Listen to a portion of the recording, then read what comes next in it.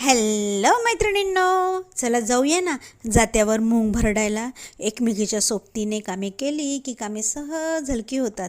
गप्पांच्या नादात मग आम्ही मैत्रिणी लागलोय मूग भरडायला.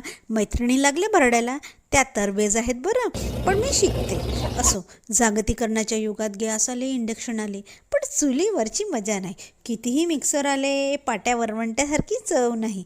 कितीही मशनी आल्या तरी जात्यावर भरडण्याची मजा नाही. आणि ही सारी संस्कृती जपतो तो म्हणजे आपला शेतकरी आणि त्या शेतकऱ्याची अर्धांगिनी. सृष्टीवर जे पोषक अन्न मिळतंय, शहरातल्या लोकांना सतत गावठी काही हवं असतं. गावठी डाळ, गावठी मूग, गावठी ज्वारी, यासाठी माझ्या ह्या भगिनी शेतात सतत मेहनत करतात.